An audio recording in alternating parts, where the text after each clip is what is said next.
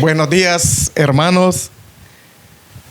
Los misioneros de la parroquia Cristo Resucitado les saludan y nos da la alegría de compartir con ustedes en este programa Iglesia, tu vida es misión. Para dar inicio, vamos a invocar la presencia de nuestro Padre Dios y el Espíritu Santo. Buenos días, hermanos. Nos ponemos en la presencia del Padre, del Hijo, del Espíritu Santo. Amén. Santo Espíritu, en este momento nos ponemos ante su presencia para que usted reine y gobierne con esa fuerza poderosa que viene del Padre y del Hijo, para que este tema llegue a todas esas personas que tanto lo necesitan para ese señorío de Jesús en sus vidas. Ven, Espíritu Santo, llena los corazones de tus fieles y enciende en ellos el fuego de tu amor. Envía, Señor, tu Santo Espíritu y todas las cosas serán creadas y renovarás la faz de la tierra. Oh Dios, que has iluminado los corazones de tus hijos con la luz y el poder de tu Santo Espíritu, haznos dóciles a tu Espíritu para gustar siempre del bien y gozar de tu divino consuelo. Por Jesucristo nuestro Señor. Amén. También, hermanos, queremos recordarle que seguimos de fiesta. ¿Y a qué me refiero? Sabemos que estamos en Pascua y que nuestro Señor Jesucristo ha resucitado. Verdaderamente ha resucitado. ¡Viva Cristo resucitado! ¡Viva! Entonces vamos a iniciar también con el primer párrafo que me encanta mucho y lo hemos seleccionado del pregón pascual, el cual dice así: exulten los coros de los ángeles, exulte la asamblea celeste y un himno de gloria aclame el triunfo del Señor resucitado. ¡Viva Cristo resucitado! ¡Viva Cristo resucitado! El tema que vamos a compartir con ustedes en este programa Iglesia, tu vida es misión, es el señorío de Jesús. Que si Jesús es el Señor de tu vida, de mi vida, de nuestra vida. Cuando hablamos del título de Señor, es que Él es el dueño de algo, que tiene dominio y propiedad en todo ello. Ser el dueño de algo involucra ese dominio, esa autoridad. Cuando hablamos de el señorío de Jesús, es que Él también, en el tiempo que estuvo con sus discípulos, le llamaban maestro, le llamaban Señor, le llamaban profeta, de muchas maneras. Y ese señorío es el que nosotros tenemos que hacerlo personal, vivirlo, preguntarnos en este momento. Conforme vayamos desarrollando el tema, lo vamos a ir compartiendo y lo vamos a ir mencionando. Bueno, hermano, con respecto al tema, pues hay una pregunta muy personal que nos hacemos, y es que si Jesús es mi Señor. Voy a enfocar esta vez en este tema tomando el encuentro que tuvo Santo Tomás, que nos narra el Evangelio de San Juan, capítulo 20, versículo del 25 al 31. Aquí vemos ese encuentro de Santo Tomás, de un hombre que estuvo con Jesús cuando Jesús estaba vivo. Tenemos un encuentro de ese hombre que, tras todo el padecimiento de su maestro y su muerte en cruz, no cree que Jesús ha resucitado. Pero Jesús vino a salvar al mundo. Y ese señorío es el que Él le muestra después cuando resucita. Por eso vamos a escuchar la lectura. Juan 20, 25, 31. Pero Él les contestó: si no veo en sus manos la señal de los clavos, y no meto mi dedo en el agujero de los clavos, y no meto mi mano en su costado, no creeré. 8 días después estaban otra vez sus discípulos dentro y Tomás con ellos. Se presentó Jesús en medio, estando las puertas cerradas, y dijo: la paz con vosotros. Luego dice a Tomás: acerca aquí tu dedo y mira mis manos. Trae tu mano y métela en mi costado, y no seas incrédulo, sino creyente. Tomás le contestó: Señor mío y Dios mío. Le dice Jesús: porque me has visto, has creído. Dichosos los que no han visto y aún así han creído. Palabra del Señor. Gloria a ti, Señor Jesús. Podemos ver y comprender la situación que estaba viviendo en ese momento la comunidad apostólica. Su maestro había muerto de una manera tan espantosa y que al tercer día había resucitado. Y ellos estaban experimentando ese crecimiento en la fe sobre el señorío de Jesús, porque ya Jesús se presenta allí como un Señor, no como un maestro, que es un título mayor al que Dios le exalta y le otorga. Por eso esta palabra que da como respuesta Santo Tomás nos queda permanente en la celebración eucarística, porque así nosotros también, como Él, nos invita al Señor dejar de ser incrédulo para ser creyente. Y eso es lo importante. Por eso el señorío de Jesús a través de Santo Tomás nos representa a nosotros en nuestras distintas etapas de nuestra vida, porque podemos estar incrédulos ante algo imposible de nuestra vida, en nuestro caminar dentro de las comunidades, la conversión de alguien, la conversión misma mía ante los eventos y acontecimientos que puedo estar pasando. Sin embargo, el Señor se presenta. Eso es lo importantísimo, que el Señor no nos abandona. Recordemos lo que decía el Salmo 23, el Señor es mi pastor. Siempre Él va enfocado hacia su señorío, y es ahí donde debemos nosotros de proclamar ese señorío. Y aquí dice el Señor: dichosos los que crean sin haber visto. ¿Y qué es la dicha? La dicha es júbilo, alegría. Y al mismo tiempo Él da una orden, un mandato. Miren qué bonito: no seas incrédulo, sino creyente. Algo muy especial, porque nosotros vamos a pasar por esas etapas.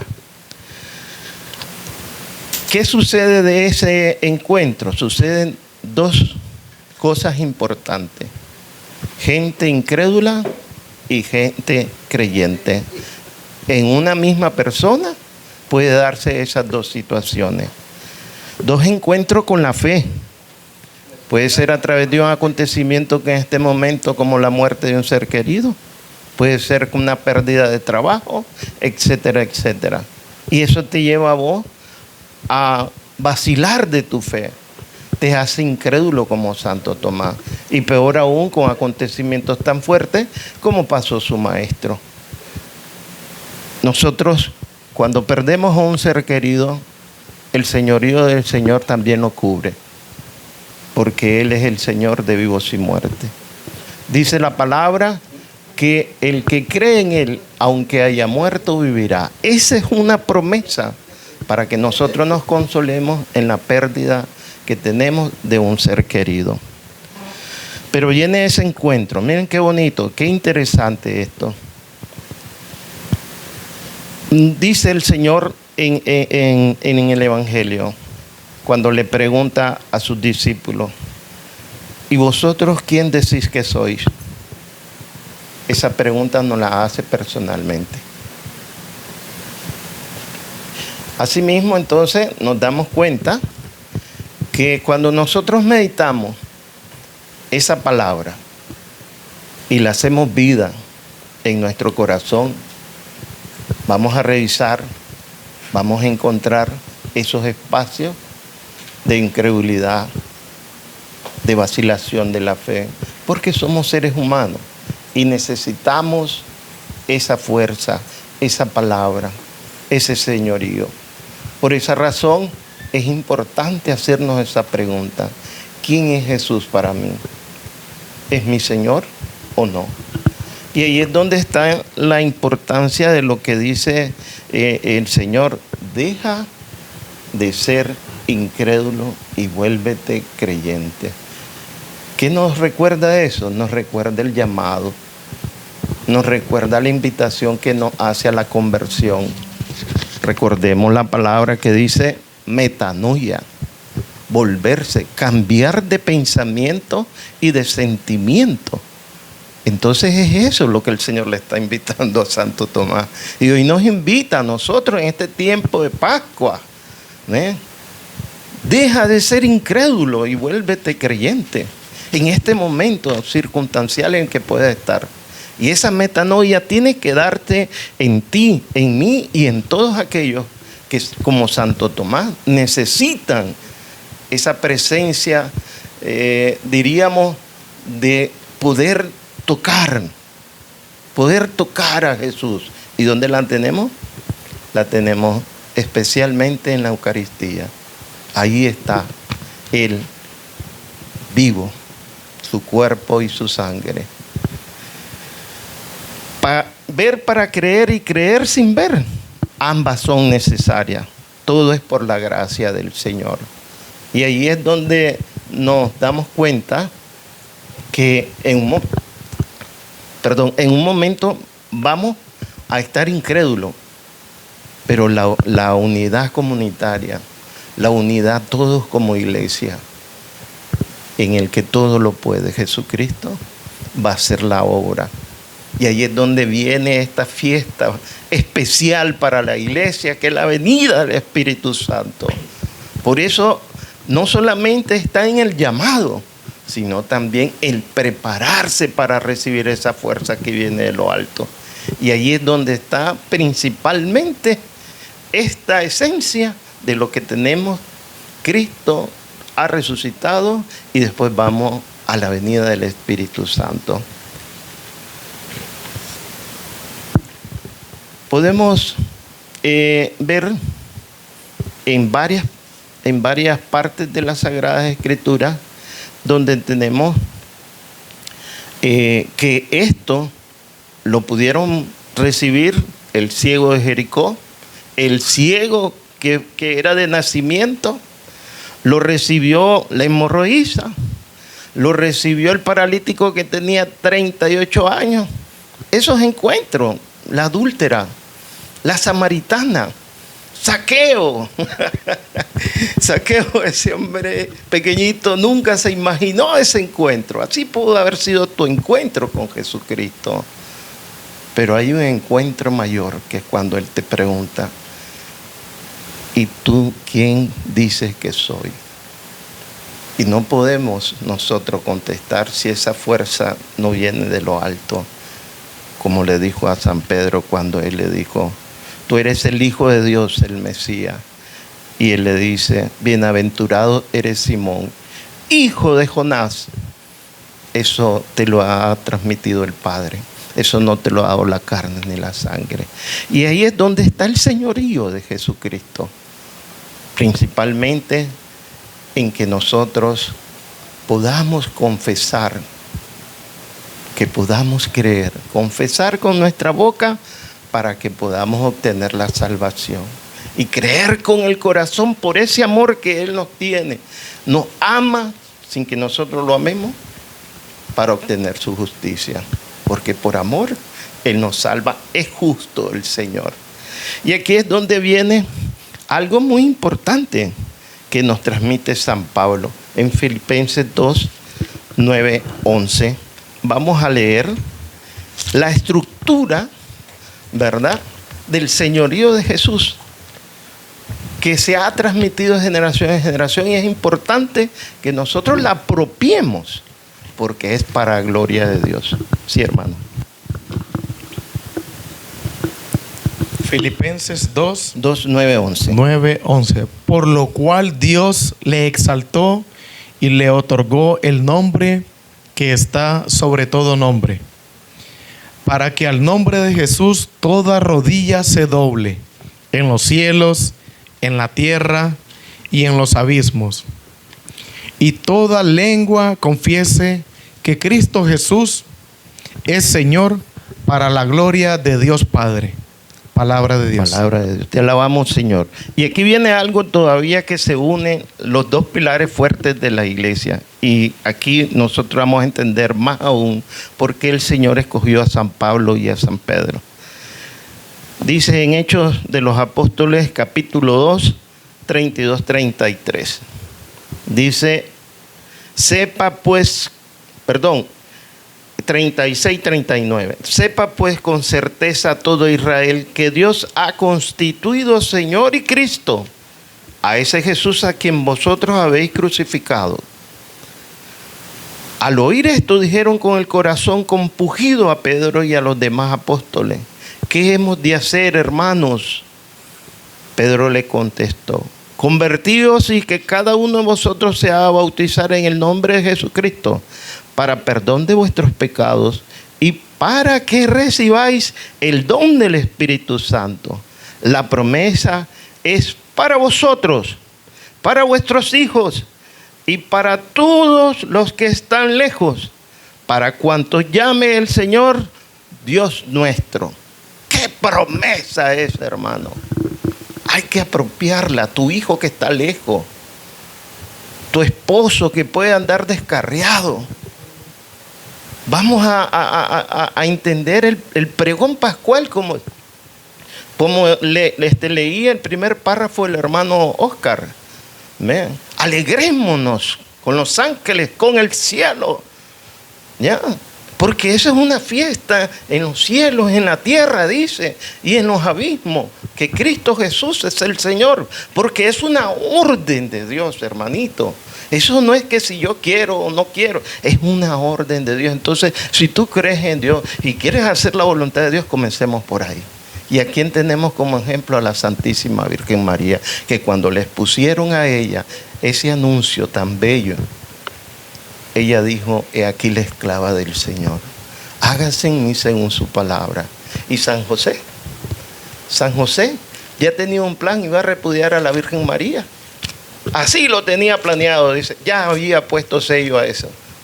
Y se le aparece el ángel y le pone esa misión que estaba para él también. El Padre misterioso que se había anunciado en Isaías. ¿Ya? Miren qué bonito. Él no dijo nada. Él obedeció y trabajó para esa misión. Y se entregó para eso. Renunció a ese plan y renunció a su linaje para adoptar el linaje divino. Entonces la pregunta: ¿quién es Jesús para mí? Para vos, ¿quién es Jesús? Y ahí es donde nosotros nos vamos a centrar, en ese señorío de Él.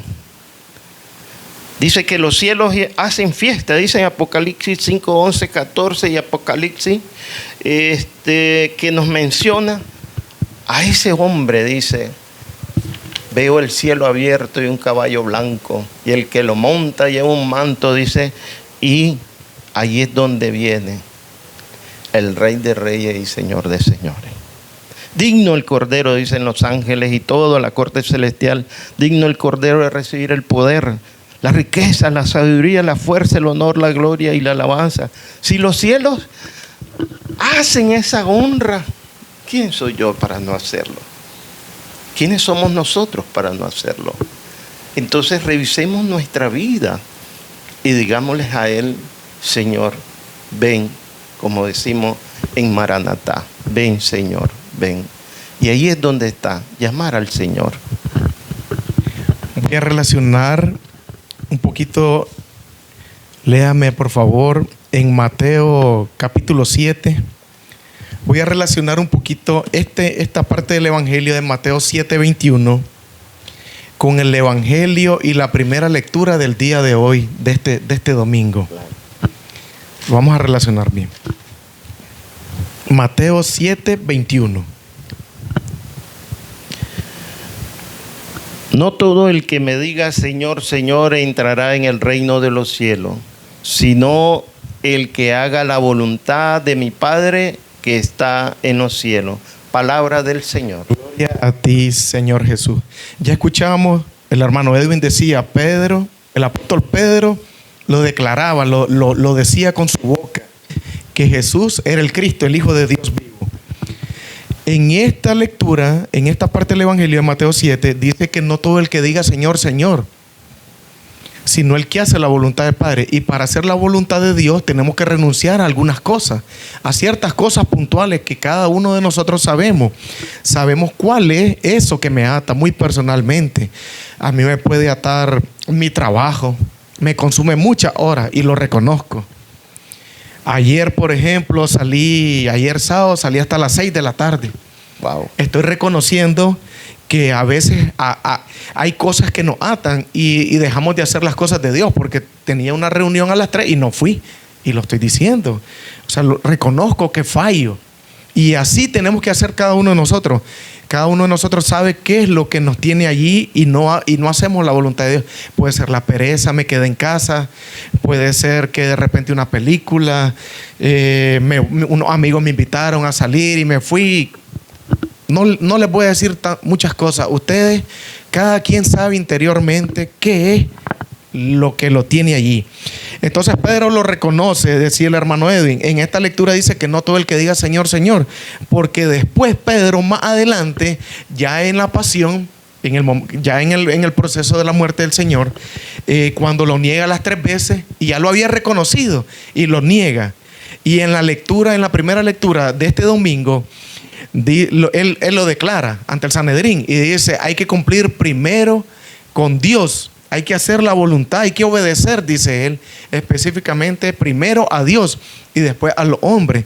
Entonces, él fue dejando lo que lo ataba y lo reconoce y reconoce muy bien que hay que obedecer primero a Dios. Y ya uniendo la primera lectura con el Evangelio también de hoy, viene el Señor, se les presenta en el lago, ellos ya andaban otra vez pescando. Así es. Ya los había sacado de eso, sí, porque fue ahí donde capturó a Pedro, a Andrés, y ellos se volvieron a ir a pescar, abandonaron su misión. Y eso también me ha pasado a mí, nos ha pasado en diferentes momentos de la vida. Así es. Abandonamos el trabajo de la iglesia.